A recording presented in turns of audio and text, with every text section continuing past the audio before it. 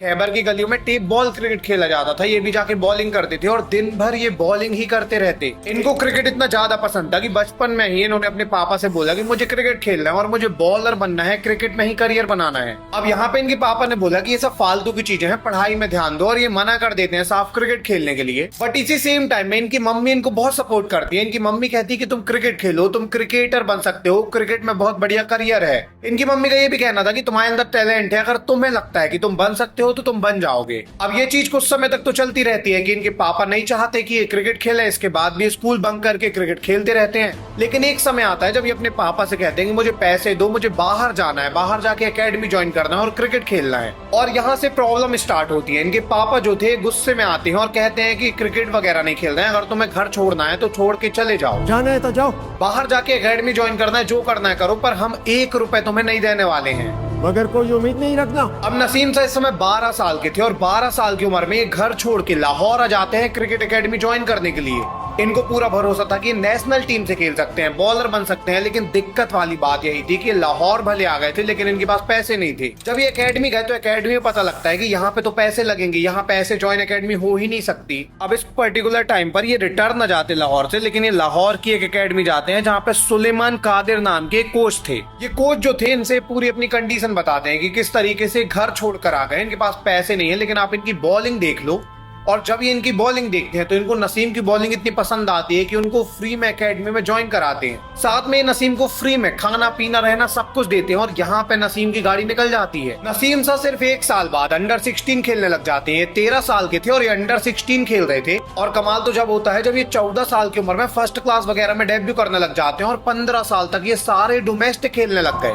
Actually में नसीम शाह के अंदर नेचुरली टैलेंट था कि ये काफी अच्छी बॉलिंग किया करते थे। इनकी बॉलिंग काफी ज्यादा नेचुरल थी और ये बहुत अच्छे पेस के साथ एक्यूरेसी से बॉलिंग करते। इनकी मम्मी का जो सपना था एक्चुअली में वो पूरा होने लगा था। नसीम शाह की बॉलिंग से वो ऊपर जाते जा रहे थे। सबको लग रहा था कि ये नेशनल टीम में बहुत जल्दी आ जाएंगे। और कमाल बात तो ये थी कि 2019 में नवंबर के महीने में जब पाकिस्तान ऑस्ट्रेलिया सीरीज खेलने जाती है तो यहाँ पे नाम आ जाता है नसीम शाह का। मतलब नसीम शाह भी 16 साल के हुए थे और इनका डेब्यू होने वाला था, वो भी इंटरनेशनल क्रिकेट में।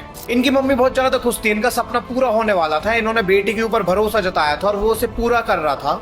बट देखिए होता क्या है कि 21 नवंबर से सीरीज स्टार्ट होनी थी टेस्ट की ऑस्ट्रेलिया पाकिस्तान के बीच, जब पाकिस्तान ऑस्ट्रेलिया गई थी। और 21 सितंबर से 6 दिन पहले 15 सितंबर को इनकी मम्मी की डेथ हो जाती है। अब जैसे ही नसीम साहब को पता लगता है कि इनकी मम्मी की डेथ हो गई, ये काफी ज्यादा रोते हैं और उसके बाद ये कहते हैं कि मैं घर चला जाऊंगा, मुझे नहीं खेलना है इंटरनेशनल। इनको लगता है कि इनकी मम्मी बस ने इनके ऊपर भरोसा दिखाया था और वो ही खत्म हो गई, तो क्या करेंगे खेल के, वो रिटर्न जाने लग जाते हैं। बट तभी अपने पापा से बात करते हैं और पहली बार इनके पापा इनको सपोर्ट करते हैं और कहते हैं कि तुम्हारी मम्मी का सपना था कि तुम इंटरनेशनल खेलो, तो तुम कैसे छोड़ सकते हो, तुम देश को रिप्रेजेंट करना नहीं छोड़ सकते, तुम यहाँ मत आओ, तुम वहां पे ध्यान दो, क्रिकेट खेलो, जान झोंक दो।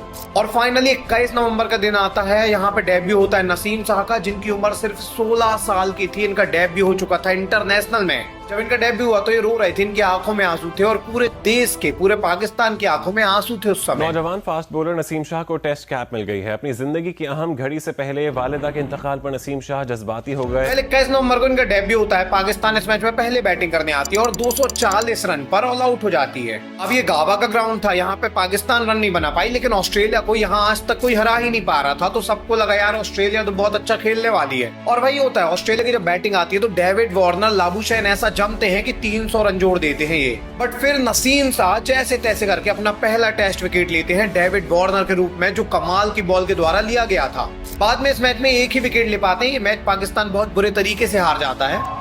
बट इस 16 साल के लड़के की कोई गलती नहीं थी। इसका पहला टेस्ट, वो भी कहाँ पे हुआ इसका डेब्यू, गाबा के अंदर। और इसलिए नसीम शाह को कोई कुछ नहीं कहता है क्योंकि इनका पहला ही मैच था। हालांकि दूसरे मैच से इनको ड्रॉप कर दिया गया था क्योंकि ये 1 विकेट बस ले पाए थे। बट इसके बाद 2019 में ही दिसंबर के महीने में जब श्रीलंका के साथ सीरीज होती है तो इनका नाम अगेन आता है। अब देखिए एक मैच होता है 19 दिसंबर को श्रीलंका पाकिस्तान के बीच। यहाँ पे क्या होता है, यहाँ पे पहले बैटिंग पाकिस्तान की आती है। पाकिस्तान 191 रन पर ऑल आउट हो जाती है और बाद में श्रीलंका बना देती है 271 रन। दिक्कत वाली बात ये थी कि नसीम शाह को श्रीलंका के सामने भी एक विकेट नहीं मिला। 16 ओवर के अंदर ये एक विकेट ना ले पाए। बट इसकी अगली इनिंग में श्रीलंका को मिला जुला कर टारगेट 476 रन का मिलता है और श्रीलंका जब सेकेंड इनिंग में बैटिंग करने आती है तो यहाँ पे क्या होता है कि नसीम शाह 12.5 ओवर में 2.42 की इकोनॉमी से 5 विकेट ले जाते हैं। पाकिस्तान ये मैच तो जीतती है, साथ में 16 साल का ये लड़का कमाल कर चुका था, ये 5 विकेट हॉल लेके गया था। मतलब ये कितने कमाल की बॉलिंग थी। और इसी के जस्ट बाद 2020 का जब साल आया तो 2020 की स्टार्टिंग में होती है पाकिस्तान और बांग्लादेश की टेस्ट सीरीज।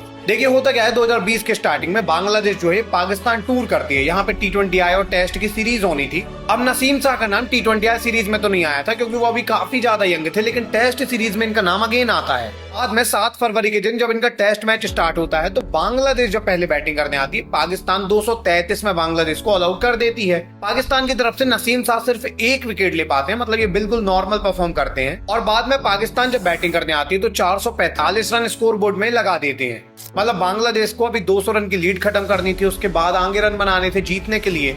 तो पूरा प्रेशर बांग्लादेश के ऊपर आ गया था और बांग्लादेश जब दोबारा बैटिंग करने आई तो यहाँ पे नसीम शाह ने अपनी पावर दिखाई। बांग्लादेश के 124 रन में 2 विकेट गिरे थे, मतलब बांग्लादेश सही बैटिंग कर रहा था, लेकिन 124 में 2 के बाद 124 रन में ही बांग्लादेश का तीसरा विकेट गिरता है। इसके बाद चौथा विकेट, इसके बाद 5वां विकेट और नसीम शाह अपनी हैट्रिक कंप्लीट कर लेते हैं।